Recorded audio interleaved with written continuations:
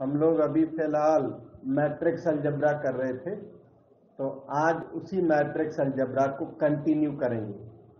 Case study number 4 हमारे सामने रखा हुआ है। केस स्टडी करेंगे और उसके बाद थोड़े और भी क्वेश्चंस जनरल नेचर के भी करेंगे। ठीक है, तो स्टार्ट कर देता हूँ, थोड़ा सा वेट करें। यह है केस स्टडी 4 का क्वेश्चन, जो भी नए नए चले हैं ये क्वेश्चन, और इनका सीबीएसई ने पब्लिकेशन भी निकाला छोटा सा। आप सबके नोट्स रेडी हैं, आपने कलेक्ट कर लें। तो ये क्वेश्चन है, 2 farmers Ram Krishna and Gurbachan Singh cultivate only 3 varieties of rice. ये दोनों राइस की वैरायटी कल्टीवेट करते हैं। 3 varieties, बासमती, परमल एंड नौरा। 3 वैरायटी ये दोनों प्रोड्यूस करते हैं, रामकिशन और ये हैं Gurcharan Singh. The sale in rupees of these varieties of rice by both the farmers in the month of September and October are given by the following matrices A and B। यहाँ 2 matrices इन्होंने दी हुई हैं। सितंबर sales दिख रही है, सितंबर sales Ramakrishna की अलग है और गुरचरण सिंह की अलग है। दोनों की सितंबर सेल्स इन्होंने दिखाई हुई है।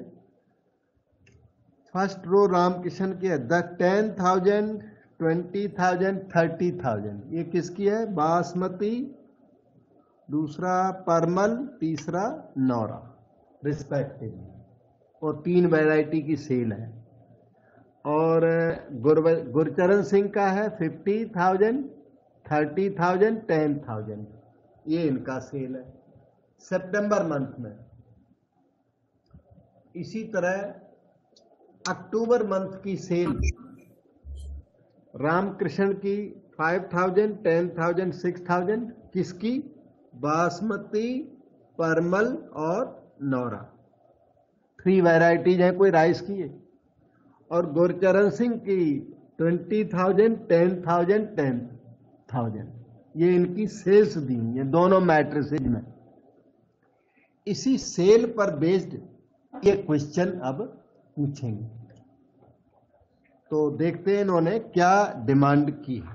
क्वेश्चन नंबर 1, ये सेल्स आपके सामने है। Question number 1 you can observe now. Total sales in September and October for each farmer in each variety can be represented as. आपको ईच वैरायटी की सेल चाहिए, ईच फार्मर की ईच वैरायटी की sale चाहिए, total sale, September and October की total cell चाहिए। तो इन्होंने ऑप्शंस दिए हुए हैं, A+B, A-B, A greater than B, A less than B।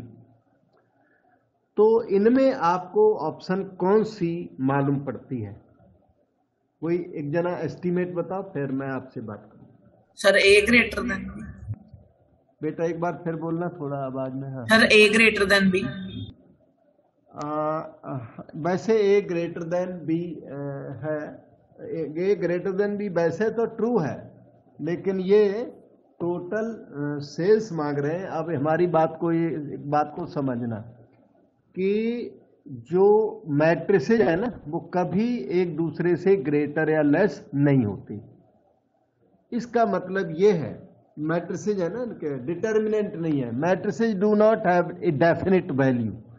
तो जो इन्होंने लिखा ना, matrix A greater than matrix B, उसकी एंट्री ग्रेटर हो सकती है, लेकिन matrix itself is never greater than another matrix. तो दैट वे ये ग्रेटर और less in order relation matrix algebra में बिल्कुल भी नहीं चलते। ऑर्डर रिलेशंस है मैट्रिक्स अलजेब्रा में, वेक्टर अलजेब्रा में और कम्प्लेक्स नंबर में। कोई भी कम्प्लेक्स नंबर किसी दूसरे कम्प्लेक्स नंबर से ग्रेटर नहीं होता। जैसे कोई ये बोले ना 5 + 3 आयोटा ग्रेटर देन 2 + आयोटा, तो ये गलत है, रॉन्ग है, क्योंकि कम्प्लेक्स नंबर एक दूसरे से ग्रेटर नहीं होते। वेक्टर अलजेब्रा अगर साइंस में आपने लर्न किया हुआ है, कोई भी वेक्टर दूसरे वेक्टर से ग्रेटर या लेस नहीं होता। उसी तरीके से कोई भी मैट्रिक्स कभी दूसरी मैट्रिक्स से ग्रेटर या लेस नहीं होती। दो तो वैसे रिजेक्ट हो गए। अब इन्होंने बोला टोटल सेल। टोटल सेल वो डिफरेंस तो नहीं हो सकता, मतलब थोड़ा ज्यादा होगा, मतलब टोटल का मतलब ऐड करना। तो इन दोनों में अगर ऑप्शन अगर बिना वैसे भी सोची जाए तो भी a + b बैठती है, a - b, तो डिफरेंस ऑफ सेल हो गया। तो डिफरेंस ये तो टोटल सेल मांग रहे हैं। अब a + b, अब आप क्वेश्चन को समझें कि a + b में आएगा क्या। अगर हम a + b निकालने की ट्राई करें तो a + b क्या बनेगा वो आपको हम बता देते हैं। a + b देखिए ये चीज बनेगी 10,000 और 5,000 15,000। ये जो 15,000 किसको मिली? रामकृष्ण को मिली। रामकृष्ण को 15,000 मनी मिला। ये वाली सेल मिली, किससे मिली? बासमती से मिली। अच्छा 20 + 10 30,000 इसको और भी पैसे मिले, किससे मिले? परमल से मिले। और 30 और 6 36,000 इसको और भी अमाउंट मिली, किससे? नौरा से मिले। और ये अलग अलग अमाउंट मांग रहे हैं। लिखा ना total sales in September and October for each farmer in each variety. Each variety की अलग अलग चाहिए, मतलब राम की अलग चाहिए और गुरचरण की अलग चाहिए सेल। ठीक है। Excuse me sir. हाँ जी बेटा। सर आपने 3,000 लिख दिया 30,000 की जगह। हाँ मैं 30 लिख देता हूँ। तो ये हो गया। अब देखना 50 और 20 70,000, 30 और 10 40,000। तो you should convince your self that the thing is correct, whatever they are demanding in the question, it is this matrix। ये मैट्रिक्स itself इसका आंसर है। 10 + 10 20,000। यहां भी मुझे लगता 36,000 हुआ नहीं। ठीक है, क्योंकि इन्होंने पहले तो बोला टोटल करिए। टोटल का मतलब तो एडिशन करना, सितंबर एंड अक्टूबर। फिर कहता है each farmer in each variety, वही आया हुआ है ईच फार्मर का, ईच वैरायटी का। ये गुरचरण सिंह का है और ये रामकिशन का है। तो अलग अलग आया हुआ है कि रामकिशन का जो सेल है बासमती 15,000, परमल 30,000, नौरा 36,000। गुरचरण सिंह का भी अलग अलग बिल्कुल आया हुआ है, वही इनकी रिक्वायरमेंट है। So we move to question 2 now. What is the value of A23? A23 cofactor नहीं मांगा। कोफैक्टर तो यहाँ तो वहां पॉसिबल ही नहीं है। रेक्टेंगुलर मैट्रिसेज हैं आपकी, कोफैक्टर होता है स्क्वायर मैट्रिक्स में। तो ये A23 इन्होंने एक्चुअली एलिमेंट मांगा। इनको स्मॉल a23 मेरे ख्याल से लिखना चाहिए था, क्योंकि ये कोफैक्टर का नोटेशन होता है। कैपिटल A23 या C23 कोई भी कोफैक्टर के साथ कंफ्यूज हो जाए तो कोई बड़ी बात नहीं है। तो इनको स्मॉल a23 लिखना चाहिए था, पर अगर लिख दिया तो आपको कॉमन सेंस लेना है। Second row third column, second row third column का एलिमेंट ये बैठता है ए मैट्रिक्स में, तभी इन्होंने A23 लिखा है। इनको लिखना चाहिए था स्मॉल a23 ऑफ मैट्रिक्स ही, तो वो नहीं लिखा, ऑफ मैट्रिक्स ही। तो वो ना लिख के कैपिटल A23 लिख दिया कि ए मैट्रिक्स का 2-3 एलिमेंट बताओ। तो सेंस उनका ठीक है, लेकिन कैपिटल A23 कभी कभी कोफैक्टर के लिए हम लोग यूज करते हैं, तो वही थोड़ी सी, अदरवाइज कोई और कंफ्यूजन नहीं है। तो इसका आंसर बेटे 10,000 जो कि ऑप्शन ए में है। A23 इन्होंने पूछ लिया और हम लोगों ने उसको बता दिया। अब देखते हैं इनका नेक्स्ट क्वेश्चन इधर है देखो ये the decrease in sales from September to October. जैसा आपने देखा था कि सितंबर में जो सेल हुई ए और अक्टूबर में सेल बी से रिप्रेजेंट की, तो ए से बी में सेल कुछ कम है, कुछ डिक्रीजमेंट है। अगर दोनों मैट्रिसेस को देखें तो ईच प्लेस पर डिक्रीजमेंट है। एक second. Decrease in sales from September to October is given by, तो सितंबर टू अक्टूबर अगर देखें हम लोग यहां पर, ये देखो ये आप दोनों दिख रहे हैं, आपके पास ऊपर सेल्स दिख रहे हैं, तो सितंबर की फिगर्स मोर है। Each figure in September is more, each figure in October is less. तो अगर बोले ना डिक्रीज इन सेल्स, तो डिक्रीज इन सेल्स को ए माइनस बी बोलोगे कि ए प्लस बी बोलोगे? Decrease in sales represented by, ये बोलते हैं decrease in sale from A to B is given by. तो डिक्रीजमेंट है तो वो A greater than B less than B तो कभी होते ही नहीं, हमेशा याद रखना, ये दोनों तो होते ही नहीं है। एक वैसे ही लिख दिया इन्होंने, ऑप्शन कंप्लीट करने होते हैं, इसलिए इनमें दोनों में से एक आंसर है। तो डिक्रीजमेंट है तो प्लस तो नहीं हो सकता, तो इसलिए कॉमन सेंस भी थोड़ा यूज करो। तो ये ए माइनस बी है और डिक्रीजमेंट इन सेल्स इससे आ जाएगा। क्वेश्चन नंबर 3 तक हम कंप्लीट कर चुके हैं। Decrease in sale from September to October is denoted by A minus B. उनको अगर माइनस करें तो जो डिक्रीज हुआ ना, सेल में जो कमी आई वो नजर आएगी। ओके, अब आया question number 4। You can see this question 4 now. ये है, if Ramkishan receives 2% profit on gross sales, जो टोटल सेल हुई उसका 2% प्रॉफिट रामकिशन को मिलता है। Compute his profit for each variety sold in October. Okay, अक्टूबर की सेल में ईच वैरायटी, तो अक्टूबर की सेल तो अभी यहां सामने है। अक्टूबर सेल आपको दिखाता हूं। ये अक्टूबर की सेल है, ये वाली। और किसकी सेल चाहिए? रामकिशन की सेल चाहिए। रामकिशन की सेल ईच वैरायटी में अलग अलग चाहिए बेटे। 2% प्रॉफिट होती है, ध्यान देना। 2% ऑफ 5000 रामकिशन का अक्टूबर मंथ है। अक्टूबर मंथ रामकिशन की बासमती की हम प्रॉफिट निकाल रहे हैं। तो 2% ऑफ 5000 जब निकालोगे तो 2 जीरो कैंसल होकर के ना ये आएगी ₹100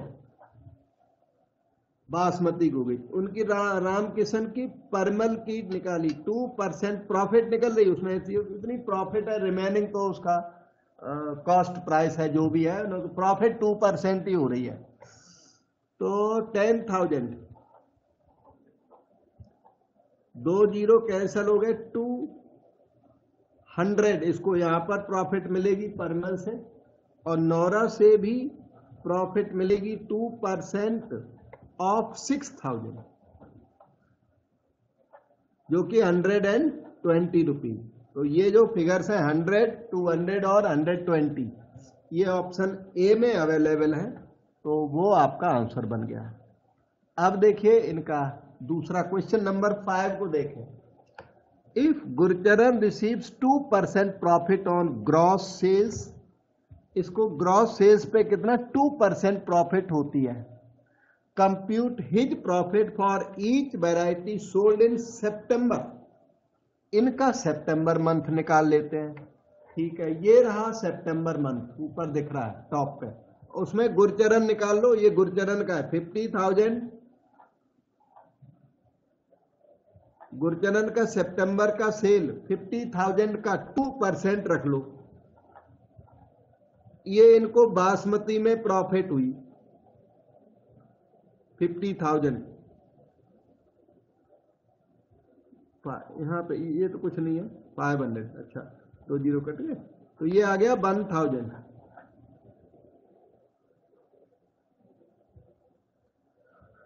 फिर 2% ऑफ नेक्स्ट फिगर है 30,000।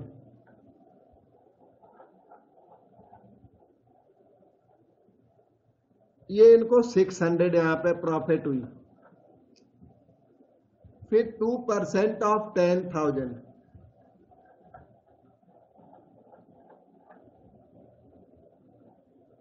ये 200 इनकी नेक्स्ट प्रॉफिट है गुरचरण सिंह की। तो इनकी प्रॉफिट हुई 1600, 200 है। तो ये ऑप्शन बी में अवेलेबल है। इस तरह से ये केस स्टडी के 5 क्वेश्चन, हमें लगता है 5 ही होते हैं जनरली, वो कंप्लीट हो गए। अब एक केस स्टडी इन्होंने डिटर्मिनेंट टॉपिक में डाली हुई है। डिटर्मिनेंट टॉपिक तो है पर क्वेश्चन मैट्रिक्स का ही है मोस्टली। डिटर्मिनेंट टॉपिक में उन्होंने डाला हुआ है क्योंकि इसमें सॉल्यूशन ऑफ इक्वेशन पर बेस्ड ये केस स्टडी है। तो इस केस स्टडी को रीड करें बेटे। Manjeet wants to donate a rectangular plot of land for a school in his village. वो जो मंजीत है कोई पर्सन, वो इस प्लॉट को डोनेट करना चाहते हैं। उन्होंने प्लॉट भी बना के दिया हुआ है, इसकी लेंथ ये एक्स और विड्थ वाई शो कर रहे हैं खुद ही, नहीं तो हमें एज्यूम करना पड़ता है। Village, school in village, village में स्कूल बनाना, उसके लिए प्लॉट डोनेट करना चाहते हैं। When he was asked to give dimensions of the plot, जब उनसे पूछा कि आप कितना डोनेशन देना चाहते हो, तो उनको वो डोनेशन एग्जैक्ट वो बताना नहीं चाहते थे, तो उन्होंने उस डोनेशन का एक क्वेश्चन बना दिया। He told that if length was decreased by 50, इन्होंने बोला कि अगर हमारी लेंथ को 50 कम कर दें, ध्यान से देखना, लेंथ को 50 कम कर दें, length is decreased by 50 metre, breadth is increased by 50 metre, और ब्रेथ को 50 मीटर इंक्रीज कर दें। If length is decreased by 50 metre,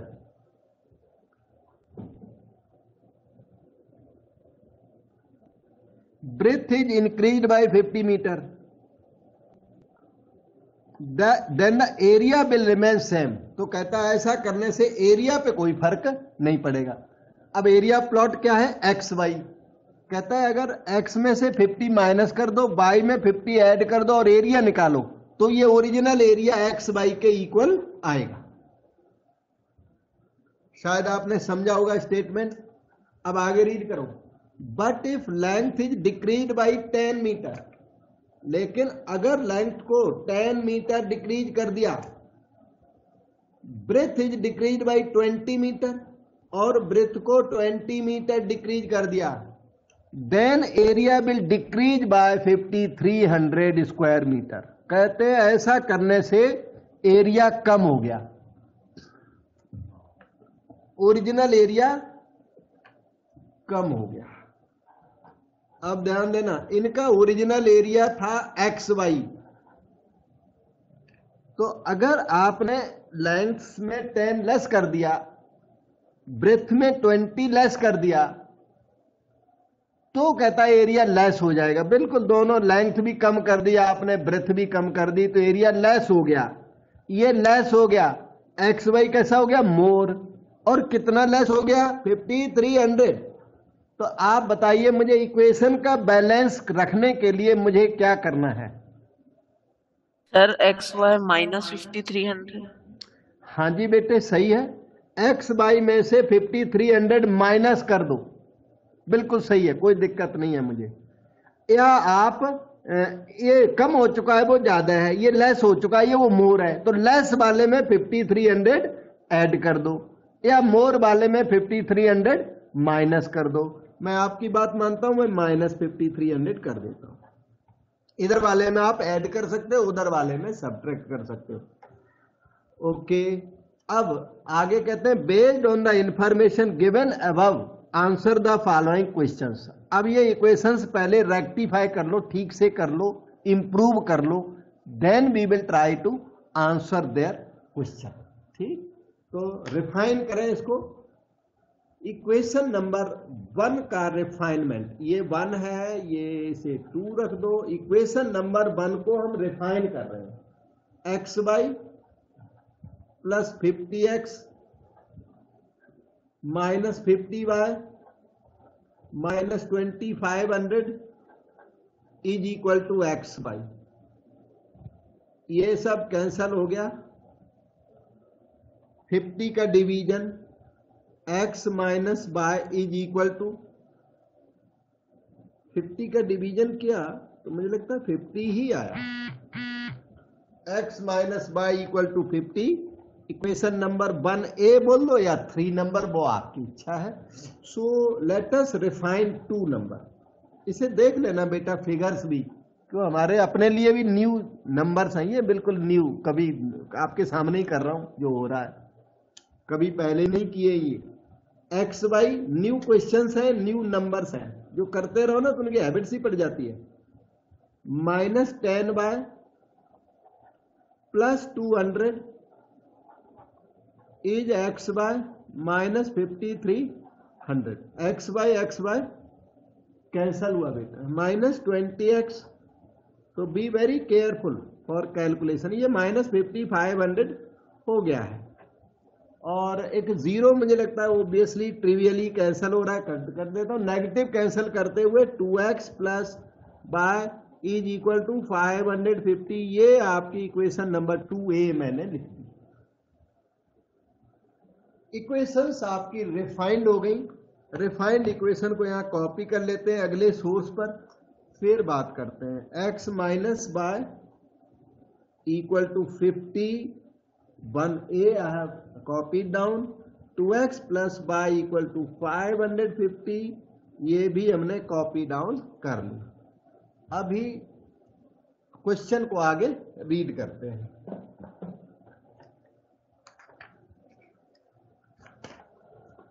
अब ये मांग रहे हैं the equations in terms of X and Y. वो जो इक्वेशंस निकाली वो किसके साथ इसकी मैचिंग है वो पूछ रहे हैं। तो अपने पास इक्वेशंस ये देखो आई थी, वो x minus Y equal to 50, 2x plus Y is equal to 550। मुझे लगता है ऑप्शन बी अपना राइट निकल रहा है। कॉपी तो ठीक हुआ ही था, कॉपिंग वर्क सही हुआ था, तो यही है आंसर, फर्स्ट का बी ऑप्शन। अब आगे रीड किया जाए सेकंड क्वेश्चन। वो पैराग्राफ ही है, उसको पैराग्राफ रीड करने में थोड़ा टाइम लगता है, अदरवाइज क्वेश्चंस ये हार्ड नहीं होते, इजी होते हैं। क्वेश्चन 2 इजी और इंटरेस्टिंग भी होते हैं। Which of the following matrix equation is represented by the given information. कहता है इनमें से कौन सी इक्वेशन इनकी है। 1a और 2a की इक्वेशन, ये ए बी सी डी चारों ऑप्शन दिख रहे हैं और ये इक्वेशन साथ में दिख रही है। तो एक सेकंड मैं यहां बना देता हूं, x minus Y equal to 50, फिर से एक बार लिख देते हैं, कोई बात नहीं। 550 इक्वेशंस फॉर्म करना सब आता है। x y के कोफिशिएंट्स लिखिए, x y column matrix form करती है, राइट साइड हो गई 50 एंड 550, जिससे इसकी मैचिंग हो, वही आपका सर ए ऑप्शन। यस बेटे, तो ए ऑप्शन इसका आंसर बन गया है। ठीक है बेटा। Now we look at next question कि आगे इनकी डिमांड क्या है। Value of X, length of rectangular field, length इन्होंने मांग दी x minus Y equal to 50, 2x plus Y equal to 550। इनके पास ऐसा कोई इंस्ट्रूमेंट नहीं था जो ये हमें फोर्स करते कि मैट्रिक्स इक्वेशन है तो मैट्रिक्स मेथड से करिए। They don't have any clue for it, मतलब इनके पास ऐसा कुछ प्रोविजन नहीं था कि ये हमें फोर्स कर देते, फोर्सफुली हमें ये इनवर्स ऑफ मैट्रिक्स से करना पड़ता, तो वो इन्होंने कर नहीं पाया। आप चाहें तो इसका सल्यूशन डायरेक्ट भी कर सकते हैं। वैसे मैट्रिक्स अलजेब्रा में बैठे हुए मैट्रिक्स से होना चाहिए, लेकिन सब्जेक्टिव में तो पूछ देते हैं मैट्रिक्स इन्वर्सन मेथड लगाओ, ये ऑब्जेक्टिव है। अच्छा, अब मैट्रिक्स इन्वर्सन मेथड मुझे लगता है सबको आता ही होता है। फिर मैं ना डायरेक्ट तो सबको आता है, ऐड करो आंसर आ जाएगा। ठीक है, और एग्जाम में आप बैठे हो तो ऐड करके डायरेक्ट निकाल लेना, पर मैं मैट्रिक्स में इन्वर्सन आपको याद दिलाऊंगा। ओरिजिनल मेथड ये है, इनके पास ऐसा कोई प्रोविजन नहीं है कि आपसे मैट्रिक्स इन्वर्सन मेथड को आपको ना इन्फोर्स करें कि इसी से करो। They don't have provision. ABCD लिखा हुआ है, किसी भी मेथड से हम करें हमें हमारे उन्हें क्या मतलब है। तो X Y is equal to, हम ओरिजिनल से फिर भी करे दे रहे हैं, वैसे तो डायरेक्ट आ जाता, अभी तक तो हो भी जाता। इनवर्स इन दोनों में ना 50 कॉमन है, तो कॉमन ले लोगे तो कैलकुलेशन में थोड़ा आराम पड़ जाएगा। 1 ये 11 कॉमन लेने से थोड़ा बहुत आराम मिल ही जाता है। अच्छा, इनवर्स निकालना सबको बहुत जल्दी फास्ट इनवर्स आना चाहिए। डिटर्मिनेंट इसकी 1 + 2 3 लग रही है, 1 + 2, और एडजॉइंट इसका interchange principal diagonal, negative of secondary diagonal, और वो 111 तो जस्ट सिंपली कॉपी डाउन किया जाए।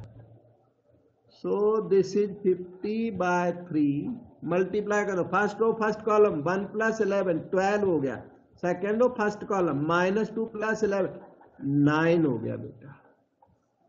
ये एक्स वाई की वैल्यू 50 ओके, 1/3 ऑफ 12 4, 1/3 ऑफ 9 3, 50 का कर दो अंदर मल्टीप्लाई 200, और ये हो गया 150। कंपेयर कर दें, x की वैल्यू आ गई 200 और y की वैल्यू आ गई 150, और यहाँ आपका x इन्होंने पूछा था, अभी फिलहाल इन्होंने x पूछा था, वो सी ऑप्शन राइट है। अगर y फ्यूचर में मांगा तो वो 150 राइट होगा y। ओरिजिनल मेथड से आप डुप्लीकेट से एग्जाम में कर सकते हो, आपको प्रॉब्लम नहीं है। लेकिन अगर वो आंसर शीट सबमिट करने को बोले ना, ये हमारा रफ वर्क अगर सबमिट करने को बोले तो आपको मैट्रिक्स से करना है, उसमें डायरेक्ट हमें नहीं पता वो क्या करेंगे, मैट्रिक्स से करना है। अगर सबमिट करने को बोला जाए तो, और केवल टिक करने को बोला जाए फिर ठीक है, फिर डायरेक्ट करो। अच्छा, वैल्यू ऑफ बाई की वैल्यू हमने निकाल ली थी 150। How much is the area of rectangular field, वो एक्स वाई एरिया था, तो x की वैल्यू निकली थी 200 और y की वैल्यू 150। मल्टीप्लाई कर दो, 50 2 जा 30, ऊपर से 1000, और स्क्वायर मीटर याद रहे, एरिया है तो स्क्वायर मीटर में डालना है, तो ऑप्शन बी राइट। इस तरह से ये वाली केस स्टडी आपकी कंप्लीट हो गई। अब देखिए असर्शन रीजन के क्वेश्चंस। असर्शन रीजन के इन्होंने सैंपल पेपर में पब्लिश नहीं किए हैं, पर अदरवाइज इन्होंने बोला है कि assertion reason we can ask. तो इसमें कुछ खास तो नहीं होता, लेकिन इसका फॉर्मेट जानना जरूरी है, नहीं तो अचानक ऑल ऑफ सडन आ गया असर्शन रीजन तो आपको सरप्राइज करेगा ये क्या आ गया। इसलिए मैंने यहाँ पर कुछ क्वेश्चंस असर्शन रीजन के डाले हुए हैं, ठीक है। अच्छा, ये अभी टाइमिंग के लिए ना क्वेश्चन 2 लिया मैंने, 1 थोड़ा हार्डर था, तो मैंने सोचा कि पहले असर्शन जान तो लो क्या होता है, रीजन जान तो लो, फिर 1 नंबर करेंगे। तो 1 नंबर इसके नीचे है, अभी आएगा थोड़ी देर में।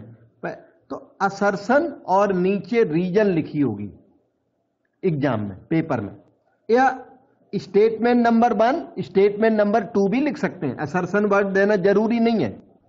लेकिन ये क्वेश्चन असर्शन रीजन टाइप बोले जाते हैं। असर्शन रीजन टाइप के क्वेश्चंस पास्ट में बहुत पॉपुलर रहे हैं कंपटीशंस में, सिलेबस में पॉपुलर नहीं थे, सिलेबस में तो अब पॉपुलर लगता है हो जाएंगे धीरे धीरे। तो असर्शन में ये कोई फैक्ट देते हैं, आपको एक फैक्ट देंगे, और रीजन में उस फैक्ट का रीजन होता है, कई बार नहीं भी होता है, वही तो आपको बताना है। तो एक फैक्ट होगा और रीजन में उसका रीजन होगा कि वो जो फैक्ट ट्रू है वो क्यों ट्रू है, क्योंकि ये उसकी रीजन है। वो जो ऊपर लिखा है वो फार्मूला ट्रू क्यों है? क्योंकि उसकी रीजन ये है। तो पहले ये असर्शन देते हैं, बाद में एक रीजन देते हैं, फिर आपसे पूछते हैं कि असर्शन ट्रू, ये इन्होंने दे दिया, फिर आपसे पूछेंगे ये हमने अलग रखा है पेज, क्योंकि सारे क्वेश्चन के लिए ये वाला पेज वैलिड है। आप कहीं एक बार इसको आप लिख सकते हैं। Both A and R are true, R is correct explanation of A. इनकी एक ऑप्शन ये है, दोनों ट्रू आ गए ना, दोनों ट्रू, तो दोनों ट्रू अगर आ गए तो ए और बी में क्लैशिंग हो जाती है।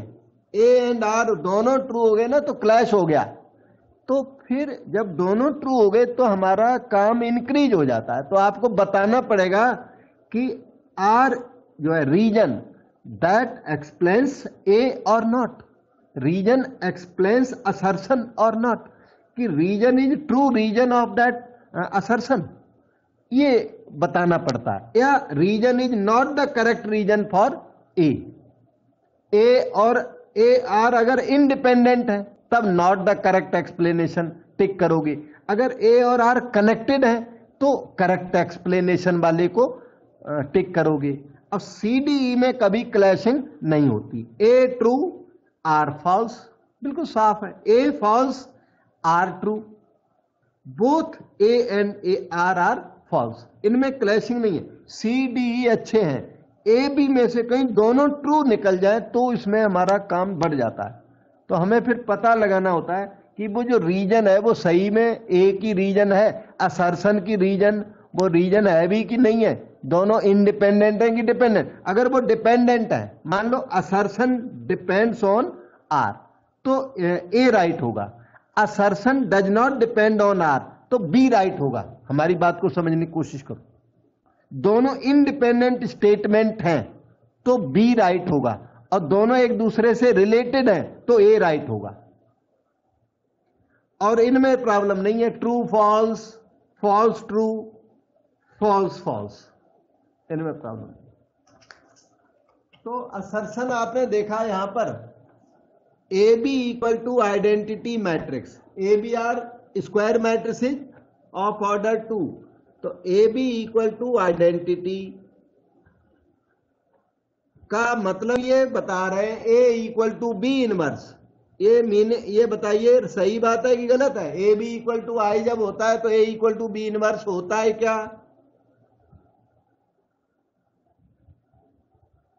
A B equal to identity का मतलब A equal to B inverse है क्या? नहीं है। अच्छा, फिर तो आपको ये याद करके रखो बेटे, ये याद करके रखना। अच्छा, क्या कि A B equal to identity का, और इक्वल टू बी ए भी होता है साथ में, बी ए ना हो तो भी चलता है। इसका मतलब है A equal to B inverse and B equal to A inverse. सब लोग याद करो बेटे इस फैक्ट को, they are inverses of each other, formula है ये पूरा। That way A B equal to I definitely implies A equal to B inverse. वो तो ये भी कहता है and B equal to A inverse, लेकिन A equal to B inverse तो कहता ही कहता है। तो ये स्टेटमेंट कैसा हो गया? पहले वाला ट्रू। अब A B equal to O implies A equal to O और B equal to O. Reason ये है A B equal to O implies A equal to O और बी इक्वल टू ओ। बेटे कोई बता सकता है कि ये ट्रू है कि फॉल्स है? Sir false. Yes, very much correct.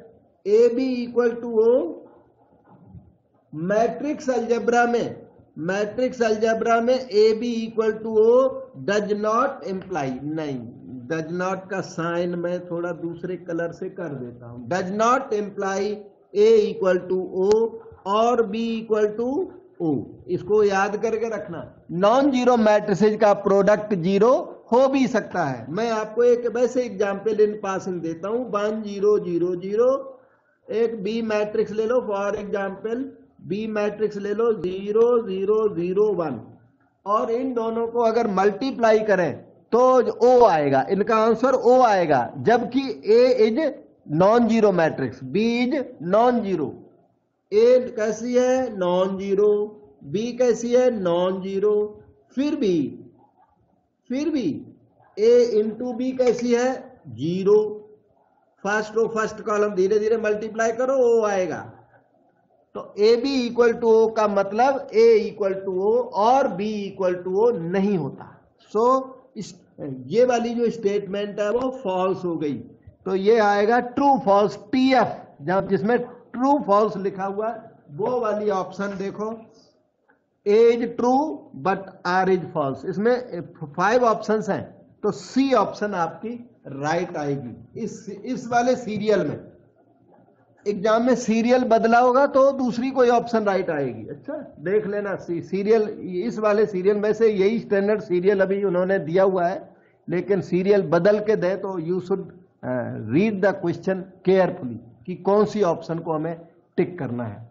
अब आप हमसे और कुछ पूछ सकते हो। एक बात और बताता हूं, एक फैक्ट कल को आपके कुछ काम आ जाए। इधर देखिए, A B equal to O का एक और मीनिंग है, डिटर्मिनेंट ए बी अगर कर दी जाए तो डिटर्मिनेंट ऑफ ओ, तो इसका मतलब हो जाएगा determinant A into determinant B equal to zero.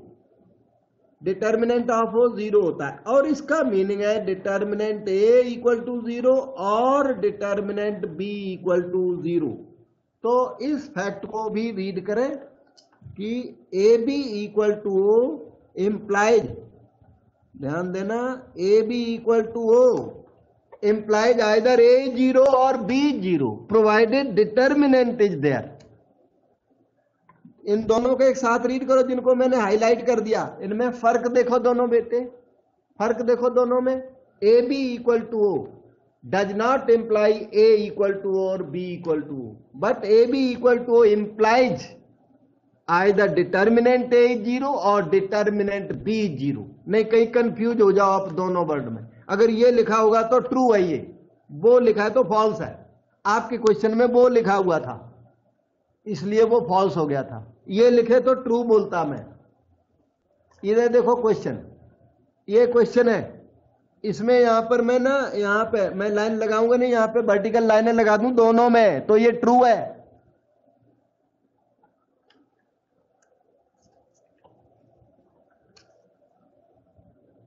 Look at this question 3, वो असर्शन है, ये रीजन है। इन्होंने ए दिया, ये बी दिया,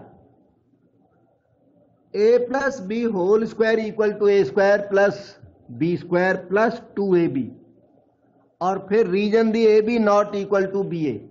अब आप ये बताओ ए बी और बी ए के इक्वल होने के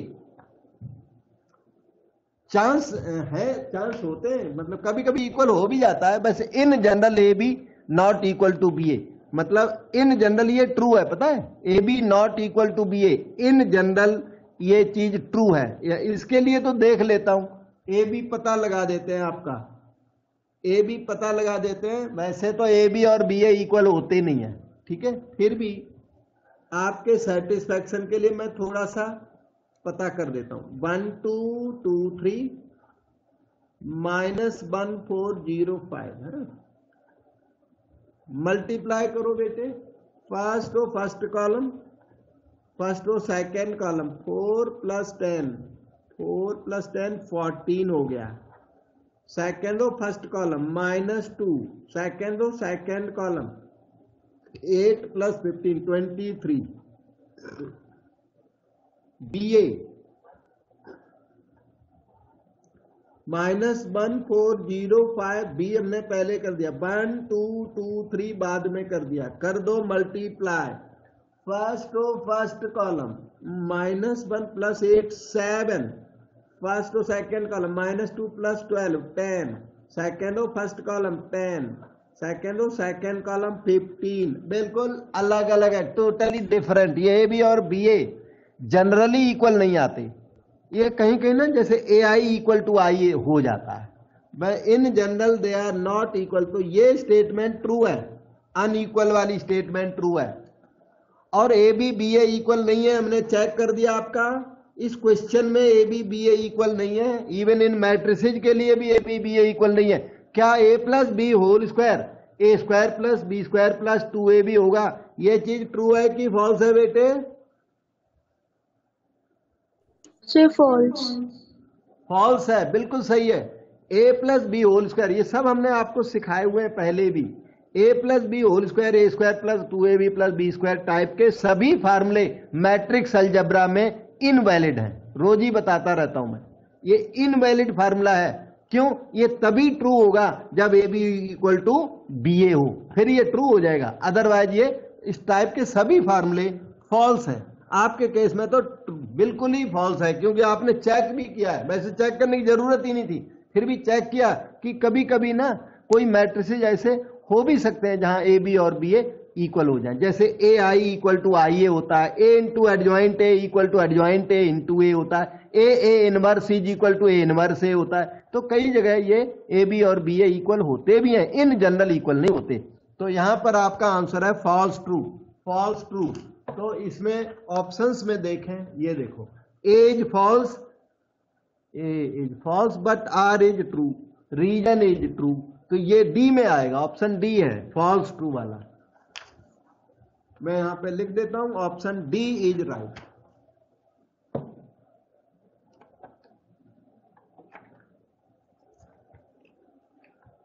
सो come to this another assertion reason type. Question number 1 है बेटा, ये यही क्वेश्चन 1 है। ये स्लाइटली उनसे हार्डर है, सिमेट्रिक स्क्यू सिमेट्रिक पर बेस करके आगे और भी क्वेश्चंस आएंगे, तो थोड़ा ध्यान से आपको देखना पड़ेगा। मैं आपको प्रॉपर्टीज ऑफ ट्रांसपोज याद दिला दूं, तभी ये क्वेश्चन होते हैं। इधर सब लोग देखो, transpose of transpose is original matrix. आपको याद होगा, नहीं याद है तो अभी याद करो, you will be late. A plus B transpose is A transpose plus B transpose, minus कर दो तो minus. A into B transpose is equal to, एक जना बताओ बेटा, A B transpose is equal to B transpose into A transpose. Okay, आपने effort की बेटे, बहुत अच्छा किया। It is reversal law, B transpose A transpose. अच्छा, और ये रिवर्सल लॉ फिर अकेला नहीं है, मैं फिर से आप सबको याद दिलाता हूं क्योंकि रिस्पॉन्स काफी अच्छा नहीं रहा। ओके, तो ये रिवर्सल लॉज भी 3 होते हैं, A B transpose B transpose A transpose. याद करो अभी, नहीं तो आप प्रॉब्लम में फंसोगे। Adjoint A B equal to adjoint B into adjoint A, और A B inverse is B inverse into A inverse. ये तीनों को रिवर्सल लॉज बोला जाता है। और एक लॉ जो आपके अभी फिलहाल कोर्स में नहीं है, ए बी की power theta is B theta into A theta, not in course. और जो टोटल 4 होते हैं रिवर्सल लॉज मैट्रिक्स अलजेब्रे के अंदर। ये लास्ट वाला कोर्स में नहीं है, 3 तो याद करो, कुछ तो करो, अभी 3 याद नहीं किए। ओके, तो ये आपका हो गया A B transpose B transpose A transpose होता है। अच्छा, एक और बात, अगर A dash equal to A हो जाए तो इसका मतलब ए मैट्रिक्स इज सिमेट्रिक। मैंने शॉर्टकट में लिख दिया, A dash equal to minus A हो जाए तो मैट्रिक्स ए कैसी होगी? Skew symmetric. इन्हीं फैक्ट्स पर बेस्ड हमारा क्वेश्चन है। इन्होंने ए मैट्रिक्स दी, एक एक्स मैट्रिक्स दी, और आपको बोला x dash A X is symmetric बोला। अब एक तरीका तो यह है कि एक्स डैश ए और एक्स की वैल्यू निकाल के मल्टीप्लाई करो, और मल्टीप्लाई करने के बाद वो सिमेट्रिक नजर आ जाए, देखने में भी सिमेट्रिक पता लग जाती है। ए और एक्स में कोई मैट्रिक्स आपको सिमेट्रिक दिखती है बेटा? ए और एक्स में बताओ, देखने से भी सिमेट्री का पता लग जाता है, मैंने सिखाया हुआ है आपको। ए और एक्स में कोई सिमेट्रिक नजर आती है? दोनों मैट्रिक्स यही है। यस, ए मैट्रिक्स सिमेट्रिक है। और ये जो सरप्राइज कर रहे हैं ना, तो आप अपना पेपर स्पॉइल कर लोगे बेटा। जो सरप्राइज कर रहा है ना इन चीजों के लिए, तो आप अपना कैरियर स्पॉइल कर रहे हो। क्यों? क्योंकि these facts have been taught to you several times. ये तो लकीली ये टाइम मिल गया, रिवीजन हो रही है आपकी, ठीक है, आप अब भी सरप्राइज करे जा रहे हो। ओके बेटे, इधर देखो, मैं तो अपनी ड्यूटी कर रहा हूं, तुम्हारी ड्यूटी तुमको करनी है। ओके, हाँ जी, तो ये क्या है बेटे, ए मैट्रिक्स सिमेट्रिक है। देखो इधर, ये और ये इक्वल है, ये 10 है ना, वो इस 10 के इक्वल है, ये 5 इस 5 के इक्वल है, तो ए डैश इक्वल टू ए है इसके अंदर, ए डैश करके देख लो, सिमेट्रिक है। लेकिन एक्स सिमेट्रिक नहीं है, ए इसमें सिमेट्रिक है। अब आपके हेल्प के लिए इसने रीजन दी है, X dash A X is symmetric और skew symmetric as A is symmetric और स्क्यू सिमेट्रिक। ये रीजन दे रहा है, पहले आप रीजन को एग्जामिन करो। रीजन क्या दे रहा है, ये कह रहा है X dash A x symmetric होगा अगर ए सिमेट्रिक हो, और x dash A x skew symmetric होगा अगर ए स्क्यू सिमेट्रिक हो। तो ये चीज को हम एग्जामिन कर देते हैं, आगे के लिए फैक्ट को याद कर लेना अच्छा रहेगा। देखो बेटे, एक्स डैश ए एक्स की सिमेट्री पता लगाने के लिए इसका ट्रांसपोज करना पड़ेगा आपको। किसी का भी सिमेट्रिक पता करना या स्क्यू सिमेट्रिक पता करना तो उसका ट्रांसपोज करना पड़ता है। ट्रांसपोज करते टाइम लगता है रिवर्सल लॉ, तभी हमने ये सब बताया इधर वाले रिवर्सल लॉ। लास्ट वाले एक्स का ट्रांसपोज, फिर ए का ट्रांसपोज, फिर एक्स डैश का ट्रांसपोज, ऐसा होगा। ये आपका हो गया X dash A dash equal to A और डैश का डबल डैश एक्स आ। हाँ, एक second, A dash equal to A कब, जब सिमेट्रिक होगा तब। मैं इसको दोबारा लिखूंगा, इक्वल टू 2 बार लिखेंगे, x dash A x answer आएगा कब, if A is symmetric, when A is symmetric. अगर ए सिमेट्रिक है फिर तो आंसर ये आएगा। अगर ए स्क्यू सिमेट्रिक है तो ए डैश की वैल्यू माइनस ए होती है, तो minus x dash A x आएगा। अगर आपका ए स्क्यू सिमेट्रिक है तो ये आंसर आएगा।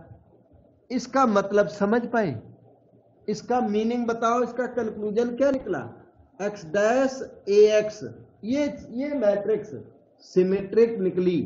इस मैट्रिक्स का ट्रांसपोज किया और उसी के इक्वल निकला। कब निकला, जब ए सिमेट्रिक है। तो एक्स डैश ए एक्स कैसी निकली, सिमेट्रिक निकली। कब निकली, when A is symmetric. X dash A x कैसी निकली, स्क्यू सिमेट्रिक। यस, वो कब निकली, when A is skew symmetric.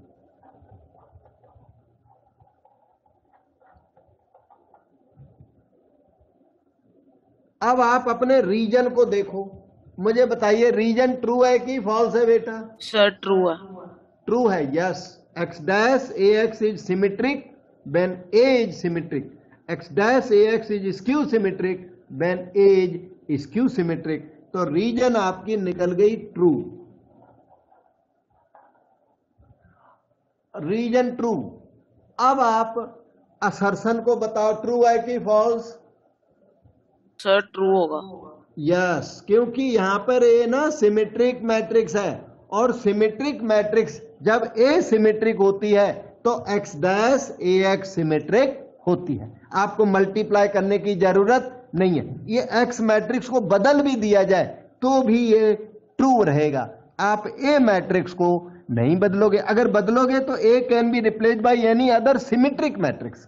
ए की जगह पर कोई भी सिमेट्रिक मैट्रिक्स लिख दो और एक्स की जगह कुछ भी लिख दो, मर्जी है 3x3 मैट्रिक्स कोई भी लिख दो, तो आपका ये जो चीज है वो ट्रू बनी रहेगी। इसमें ये ट्रू इसलिए है क्योंकि हमने रीजन को बहुत रिगरसली एग्जामिन किया है, और रीजन में के एग्जामिनेशन में पता लगा कि अगर ए सिमेट्रिक है तो एक्स डैश ए एक्स को सिमेट्रिक होना पड़ेगा। तो इसका मतलब वो ट्रू है। अगर ए एक्स मैट्रिक्स को बदल भी दे तो भी टेंशन नहीं, ए मैट्रिक्स को भी चेंज कर सकते हो, लेकिन सिमेट्रिक मैट्रिक्स वहां लिखनी पड़ेगी आपको। अब आप ने देखा कि दोनों ट्रू है, और दोनों ट्रू हो जाए तो क्लैशिंग हो जाती है। इधर आइए, ये both A and R are true and R is correct explanation of A. दूसरा है both A and R are true but R is not correct explanation of A. इनमें से कौन सा टिक करोगे आप? Sir A, R is correct explanation of A. हाँ, हम लोग ए को टिक करेंगे क्योंकि reason is correct explanation for A, क्योंकि रीजन को हमने पहले एग्जामिन किया और उसी की वजह से हम असर्शन को करेक्ट कर सके। नहीं तो हम अगर असर्शन को डायरेक्ट मेथड से करते तो हम पे तो बहुत लेबर पड़नी थी, काफी लेबर पड़नी थी। तो हमने क्या किया, रीजन को उसमें यूज करने का ट्राई किया और रीजन यूज हो गई। रीजन यूज हो जाए फिर तो 100% उसका आंसर होता है कि reason explains statement number A, reason explains assertion number A. ठीक है। So from my side this little hard question complete and now you can see this question number 4। Question होने से पहले मैं आपको कुछ याद दिला दूं, कमिट टू मेमोरी। कुछ फैक्ट्स हैं जो यूज होते हैं इनमें ना। इसमें मेरे ख्याल से ए डैश का इनवर्स करो या ए इनवर्स का डैश करो, दोनों इक्वल होते हैं। अच्छा, और इस फैक्ट को ये यूज करेगा। अच्छा, अब असर्शन क्या है? ए मैट्रिक्स ये सामने, then A inverse is symmetric matrix. ये ए मैट्रिक्स इसने दिया है और आपसे पूछने लगा ये बताओ कि ए इनवर्स सिमेट्रिक है कि नहीं। आपकी मैट्रिक्स ए की क्वालिटी कोई नजर आई आपको? Sir it is symmetric. Yes, A matrix symmetric है क्योंकि ये 2 इसके इक्वल, वो -1 इस -1 के इक्वल, ये जो 3 के ऊपर डॉट लगा देता हूं, डॉट डॉट के इक्वल, और डायगोनल में कुछ भी हो कोई टेंशन नहीं। तो ये सिमेट्रिक मैट्रिक्स है। जो स्क्यू सिमेट्रिक होती है उसमें डायगोनल 0 होना चाहिए और ये जो एलिमेंट्स हमने टिके एक दूसरे के नेगेटिव होने चाहिए। वो भी आगे क्वेश्चन आएगा तब आपसे बात करूंगा। तो ये ए मैट्रिक्स सिमेट्रिक है। तो हम असर्शन ए के बारे में कुछ बात करते हैं। हमने ऑब्जर्व कर लिया कि ए डैश ए के इक्वल है, ये हमने ऑब्जर्व कर लिया है, ए डैश और ए इक्वल है। तो ए डैश का इनवर्स किया जाए। अब हाँ, ए डैश और ए इक्वल है, ठीक है। अब ये कह रहे हैं कि ये सिमेट्रिक है क्या, तो उसे एग्जामिन करना पड़ेगा कि ए इनवर्स सिमेट्रिक है क्या। ए इनवर्स सिमेट्रिक तब होगा, इधर देखना, ए इनवर्स का ट्रांसपोज अगर एफर्ट करके मेहनत करके ए इनवर्स के इक्वल ला दिया जाए, किसी भी मैट्रिक्स का ट्रांसपोज उसी के इक्वल ला दो तो सिमेट्रिक हो जाता है। तो इनका स्टेटमेंट है ए इनवर्स इज सिमेट्रिक। इस स्टेटमेंट को हमें एग्जामिन करना है। तो ए इनवर्स डैश से स्टार्ट करके ए इनवर्स पर फिनिश कर दो तो वो स्टेटमेंट ट्रू हो जाएगा, और फिनिश नहीं हो पाया तो फॉल्स हो जाएगा। तो इसमें क्या है, ए इनवर्स का डैश, ये हो गया बेटे ए डैश का इनवर्स, और ए डैश की वैल्यू ए दी हुई है, हमने ऑब्जर्व कर लिया हमारी ए मैट्रिक्स सिमेट्रिक है। यहां पे लिख देता हूं, ए हमने खुद देख लिया सिमेट्रिक है और इसलिए ए डैश इक्वल टू ए वहां पर वैलिड है सिमेट्रिक की वजह से। तो ए डैश की वैल्यू ए हो गई, इनवर्स ऊपर, आपका डेस्टिनेशन आ गया है, इसका मतलब असर्शन ए ट्रू है। यहीं पर जो जिसको नॉलेज नहीं ना, वो तो ए इनवर्स निकालने लग जाएगा, ए इनवर्स निकाल के फिर चेक करेगा सिमेट्रिक है कि नहीं। तो ए इनवर्स निकालने में आप पे मेहनत पड़ेगी और हो जाएगा क्वेश्चन, तो फिर भी हो जाएगा। मार्क तो जो मान लो 1 मार्क का क्वेश्चन है तो 1 ही मिलेगा, 2 थोड़ी ना मिलेंगे। आप ए इनवर्स निकाल रहे हो, 9 को फैक्टर कर रहे हो, एडजॉइंट निकाल रहे हो, तब तक कहीं ना कहीं एरर कर बैठोगे। तो ये नॉलेज से किया गया शॉर्टकट, लेकिन अथराइज्ड मेथड है, करेक्ट मेथड है। अब देखो, if A symmetric matrix then A inverse is symmetric matrix. A symmetric हो तो ए इनवर्स सिमेट्रिक हो, वो तो हमें लगता है चेक ही कर लिया। ए करते करते देखो ए करते करते आपने आर भी कर लिया साथ में, अगर आर कर रहे होते ना पहले तो आर करते करते ए हो जाता।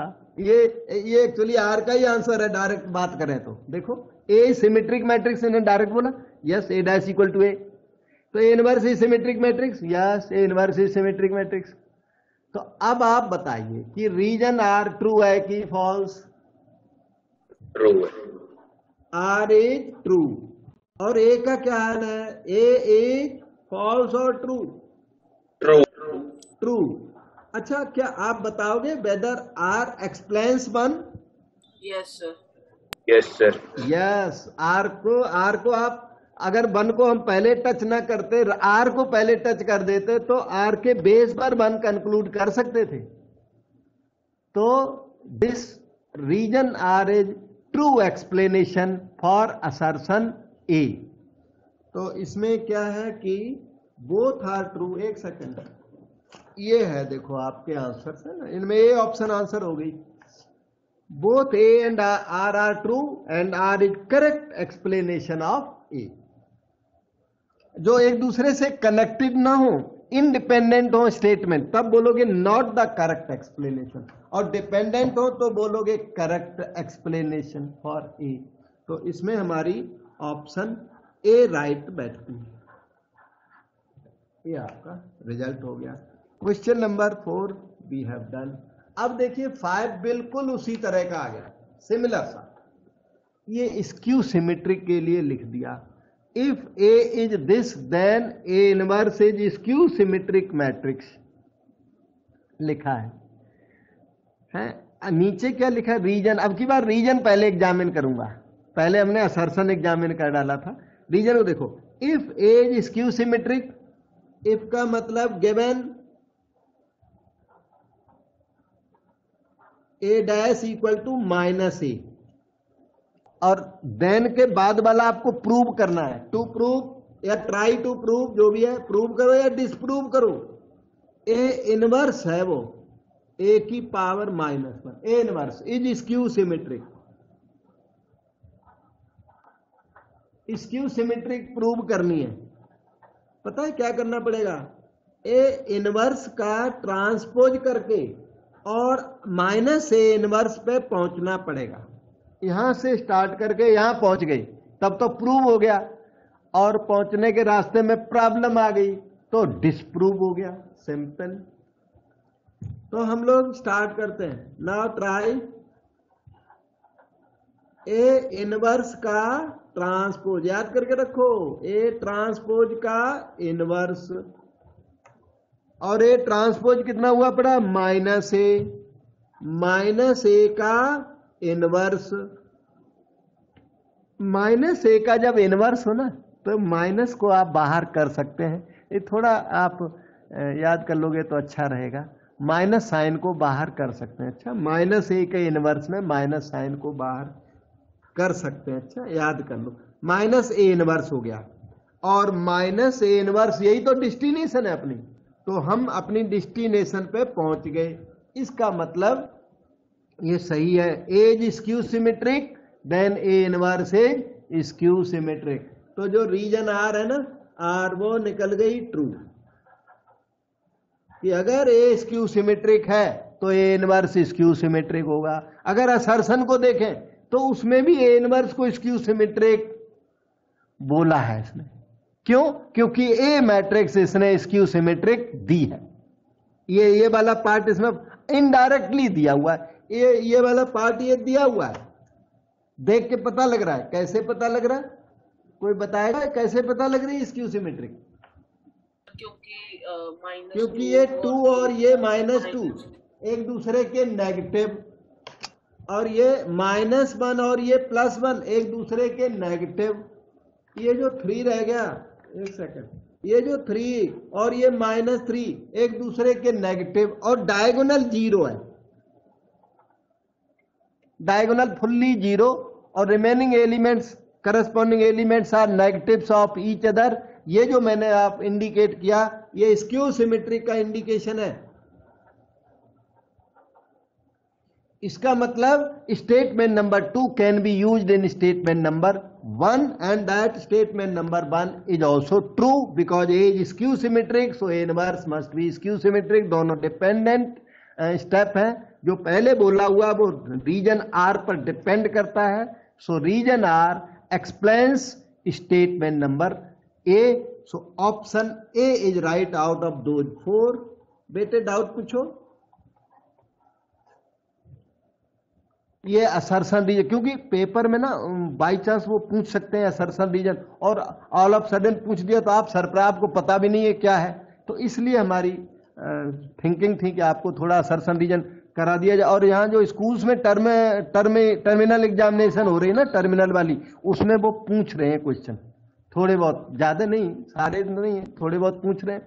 लेकिन सैंपल पेपर जो +2 का आया हुआ उसमें असर्शन रीजन उन्होंने इस बार दिया नहीं है, पर बोर्ड ने बोला था असर्शन रीजन पूछेंगे, लेकिन इन्होंने सैंपल पेपर में कोई भी क्वेश्चन असर्शन रीजन का नहीं डाला। इसलिए मुझे डाउट लगता है कि आए कि ना आए, लेकिन हम अपनी ड्यूटी करते हैं। आप भी तैयार जरूर रहें इनके लिए। ये आसान होते हैं, हार्ड नहीं होते क्वेश्चन, उसी जो आपने लर्न किया हुआ है। लेकिन लर्निंग किसी कमजोर हुई उस पे होंगे नहीं question, you be very careful.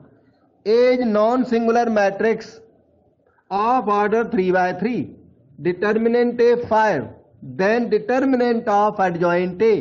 Determinant of adjoint A का फार्मूला मैंने याद कराया, कितना है? डिटर्मिनेंट ऑफ एडजॉइंट ए का फार्मूला बेटे कई बार मैंने याद कराया, बताओ। mod n - 1। ये यहाँ नीचे लिखा भी है इन्होंने, ये देखो रीजन में लिख दिया फार्मूला। अब क्लेवर पर्सन है वो यहाँ सर्च कर लेगा, थोड़ा आपको पहले से आइडिया, थोड़ा इन्होंने लिख के दिया है, where n is order of matrix A, बिल्कुल साफ लिख दिया। और मैंने इस पर बेस्ड आपको क्वेश्चन कराए। ये ओल्ड पैटर्न में भी ये वाला जो ऑब्जेक्टिव है बहुत इंपॉर्टेंट होता है, इस पर बेस्ड, और ये डिटर्मिनेंट ऑफ लैम्डा ए इन पर बेस्ड। सैंपल पेपर में क्वेश्चन है दोनों पर बेस्ड आपके सैंपल पेपर में। अच्छा, और डिटर्मिनेंट हमने एक और भी एडवांस सिखाया था, एडजॉइंट ऑफ एडजॉइंट ए, कोई बता सकता है? डिटर्मिनेंट ए की पावर n-1 होल स्क्वायर होता है। ओके, मैंने अपनी ड्यूटी फिर से कर दी, पर आप अपनी ड्यूटी थोड़ी कम कर रहे हो बेटे। ओके, तो रीजन आर कैसा निकल गया? ट्रू निकल गया, ये देखो ट्रू। अब देखते हैं इस रीजन को वहां यूज कर सकते हैं क्या, और वो रिजल्ट फॉल्स आता है क्या। इन्होंने डिटर्मिनेंट ऑफ एडजॉइंट ए वहां मांगा है। डिटर्मिनेंट ऑफ एडजॉइंट ए हमें पता है, डिटर्मिनेंट ए की पावर n-1 होती है। डिटर्मिनेंट ए इन्होंने 5 दे रखा है, ऑर्डर 3 दे रखा है, 3 - 1, तो ये आ गया 25, जबकि ये खुद क्लेम कर रहे हैं 125। तो ट्रू है कि फॉल्स है? False. फॉल्स बोलते हैं। Determinant of adjoint A is equal to that, false. तो statement A false, B true, reason R true. अब इनकी बात देखो, ये क्या बोलते हैं, पहला फॉल्स, फॉल्स ट्रू वाला डी ऑप्शन आ गया। ये आज कई बार सही निकला। A is false but R reason अपनी जगह पर स्टैंड करती है। रीजन तो इसमें फार्मूला है, that formula when used in A then A gave some other result. तो A is false, R is true, तो फॉल्स ट्रू वाला आंसर ऑप्शन डी।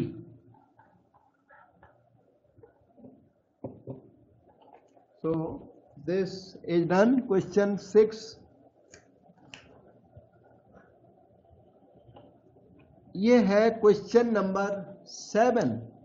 इसमें भी ये असर्शन और रीजन दे रहे हैं। पहले रीजन को, हमेशा सारे क्वेश्चंस में पहले रीजन को थोड़ा ट्राई करना, क्योंकि रीजन से कभी कभी असर्शन ट्रू हो जाता है ना, तो रीजन पहले देखना है उसको एग्जामिन करके। इन्होंने बोला A B equal to B A B equal to B A implies this. किसी को है अंदाजा? ए की power n B equal to B A की पावर n। वैसे तो ए की पावर एन बी और बी ए की पावर एन इक्वल नहीं होते, पर ए बी और बी ए इक्वल हो तो ये इक्वल हो जाते हैं। कम्यूटेटिव लॉ अगर दिया हुआ ना तो ये कम्यूटेटिव लॉ फिर पावर होते हुए भी जस्टिफाइबल है। ठीक है, तो मतलब ये दिस इंप्लाइज दैट ट्रू है। फिर भी आपको अगर डाउट हो तो देखो मैं थोड़ा आपको क्लू देता हूं प्रूव करने का। क्लू वैसे भी इंडक्शन से प्रूव होता है, अगर सही प्रूव करना ना तो इंडक्शन से प्रूव होगा, पर मैं इंडक्शन नहीं करूंगा, मैं थोड़ा आइडिया देता हूं आपको। ए की power N, A into A into A into A N times, उसके बाद बी आ गया। अब एक काम करो, ए इंटू ए करते जाओ यहां तक, जो लास्ट वाला ए बी है ना उसे बी ए कर दो, तो बी का प्लेस बदल गया, बी लास्ट में था सेकंड लास्ट हो गया। फिर चलना आगे, फिर से चलो, ए करके यहां वाला ए लिखिए, ये वाला जो ए बी है इसे बी ए कर दो, फिर बी आ गया थर्ड लास्ट में। ऐसे ऐसे धीरे धीरे करके ना बी आ जाएगा बिगिनिंग में, और फिर ए इंटू ए एन टाइम्स, तो ये बी ए की पावर एन हो जाएगा। या तो आप डायरेक्ट मान लो, नहीं मानते ये, नहीं तो इंडक्शन, इसका जो सही प्रूफ है वो इंडक्शन के थ्रू हुआ करता है। तो A B equal to B A definitely implies this, तो ये ट्रू है। अब ऊपर देखो, इन्होंने ए दिया बी दिया और आपसे बोले ए की power 100 into B equal to B into A की पावर 100। ये ए दिया, ये बी दिया, तो इस ए बी के साथ ये चीज वैलिड या इनवैलिड, क्या अंदाजा है आपका? सॉरी, ए की पावर, वैसे तो ए की पावर एन बी और B into A N equal होते हैं, तो ये दोनों इक्वल होते तो है, पर हमेशा इक्वल नहीं होते। ये इक्वल कब होंगे? जब A B equal to B A होगा, तभी ये इक्वल होगा। तो आपको चेक करना पड़ेगा कि आपका A B B A equal है इस क्वेश्चन में कि नहीं। अगर ए बी और बी ए, इन नंबर्स वाले A B B A equal नहीं है तो ये ट्रू नहीं है। फिर ये रिजल्ट तभी ट्रू है जब ए बी और बी ए इक्वल हो, फिर तो सही है। ए की power 100 B A to the power 100 सही है। तो हम लोग थोड़ा ए बी एग्जामिन करते हैं। ए बी का एग्जामिनेशन शुरू करो। -12 + 10 -2, 3 2 या 6 -6 0 लग रहा है। Second row first column -20 + 20 0, second row second column 10 -12 -2, A B तो इतना निकला। अब बी ए एग्जामिन करो। बी लिखना पड़ेगा 4 -2 5 -3, और इसे लिखो -3 2 -5 4। अगर बी ए भी उतना निकल जाए ना तो ये ट्रू हो जाएगा, और बी ए और ए बी में फर्क आया तो वो फॉल्स हो जाएगा। वो तभी ट्रू है जब ए बी और बी ए इक्वल हो। So try to multiply these. -12 + 10 -2, 4 2 जा 8, 4 2 जा 8 और -8 0, सेकेंड फर्स्ट कॉलम 15 -15 और +15 0, 10 -12 -2, ये तो इक्वल निकल गए बेटे। इतनी अच्छी मैट्रिसेज इन्होंने सिलेक्ट की कि ए बी और बी ए एग्जैक्ट इक्वल निकल गए, तो वो स्टेटमेंट फिर ट्रू बोली जाएगी। ए बी और बी ए जनरली इक्वल नहीं निकलते, but they have selected numbers in such a manner that A B is -2i, B A is also -2i। तो इसलिए ए बी और बी ए यहां पर इक्वल है। A B equal to B A है, बिल्कुल है, और इसलिए A to the power 100 B equal to B A to the power 100 is correct. अब आप options A B C D में कौन सा टिक करोगे? ये देखो ऑप्शंस, हाँ जी, ऑप्शन ए। यस, इनमें ऑप्शन ए राइट है, क्योंकि reason R is correct explanation for A. So option A is right. तो हम लोगों ने काफी क्वेश्चंस किए, अभी बचते तो हैं कुछ क्वेश्चन, अब आज नहीं करूंगा, इतना एनफ हो गया। इतने की प्रैक्टिस करो और थोड़ी